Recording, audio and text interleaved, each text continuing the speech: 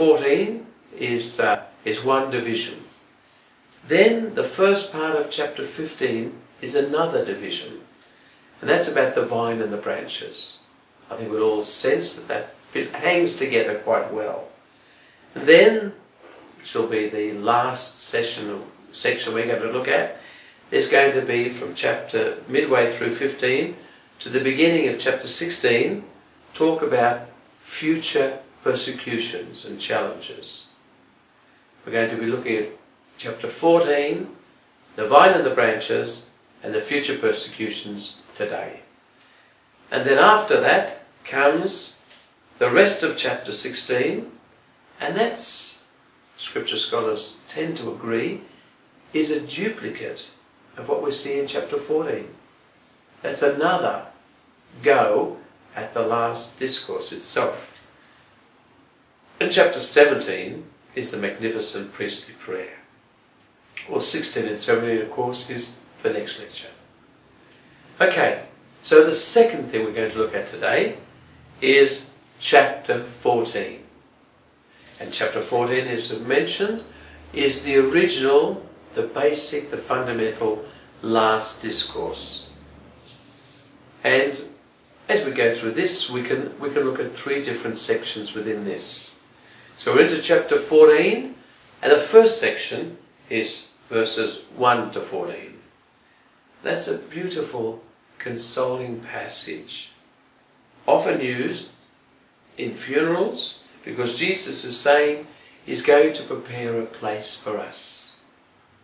And in my Father's house there are many mansions, and He's coming back to take us to be with Him. Very famous and beautiful passage. In Jewish tradition, people identified the Father's house with heaven, the heavenly dwellings. However, in John's thinking, Jesus is always dwelling with the Father. He's the one closest to the Father's heart. And we can speak of a mutual indwelling. Jesus is living continuously in and with the Father, and the Father continuously living in and with Jesus. There's a mutual indwelling. So God's house then is not so much a location, heaven, but it's about entering into that special relationship that Jesus has with His Father.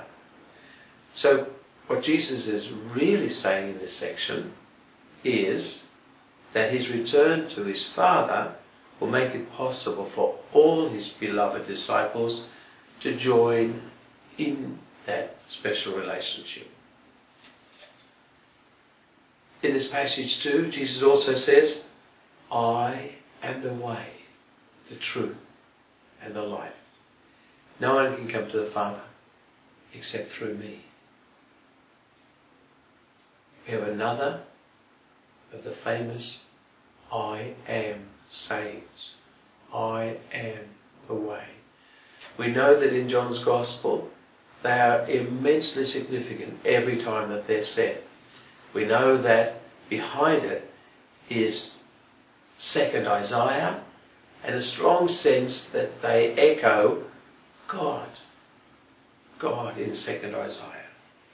Now, there's a great German scripture scholar called Rudolf Schnackenberg, and he identifies this verse, I am the way, the truth, and the life, no one can come to the Father except through me, as truly the high point of St. John's theology. This verse expresses John's unshakable belief that the coming of Jesus decisively alters our relationship with God. Jesus reveals God to us as an incredible, all-loving Father who's longing to have a relationship with us, His beloved sons and daughters. We'd be really stupid to think that John is suggesting that only Christians are going to get to heaven That would be to totally misread what he's saying. And now if I could just quote Gail O'Day, who gives us a magnificent commentary. She says, Jesus' claim that no one comes to the Father except through me is the joyous affirmation of a religious community that does indeed believe that God is available to them decisively in the incarnation. And she makes this good observation. Jesus doesn't say, no one comes to God except through me, but no one comes to the Father except through me. And, so she says, how could she write like this? The specificity of that theological nomenclature, which means, because she uses the word Father, that needs to be taken seriously. The incarnation has redefined God because it brings the tangible presence of God's love to our world. God isn't some generic deity up there in the heavens, the force behind the universe. God is the one whom the disciples come to recognize beautifully in the life and the death of Jesus. Okay, that's the first section. The second section in chapter 14 is from verse 15 to 24, and they're all about loving Jesus and keeping the commandments. Interesting. The idea of loving Jesus, if you love me, you'll keep my commandments. If you love me. It's unusual, but it's at the heart of this part of the Last Supper, and perhaps of the last discourse, and perhaps it's at the heart of what Jesus really wanted to get us to think about. It is at the heart of chapter 14. In fact, there seems to be a triad pattern, triad, nothing to do with Hong Kong, in the whole passage. If you love me, then you'll keep my commandments, and the divine presence will always be with you.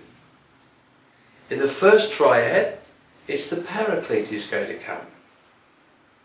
In the second, it's Jesus. And in the third, it's the Father. It's probable that Jesus did ask to be loved, because at that moment, at the Last Supper, he had a sense that the new covenant was being initiated. And the new covenant was all about, as the old covenant was, the way we love God. And we do that by keeping His commandments. Just as God asked the Jewish people at Mount Sinai to keep the commandments and to love God above every other reality, so now Jesus, at the covenant meal, asks His disciples to keep His commandments and love Him. Again, it's an extraordinary...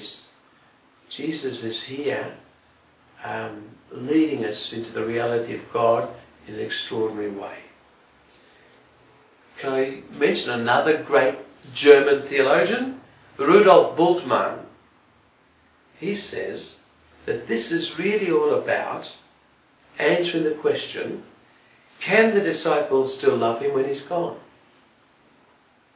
And can the following generations love Him, and we love Him, without having had a personal relationship with Him? And the answer, of course, yes, because we love in keeping His great commandment to love one another as He loves us. And in this section too,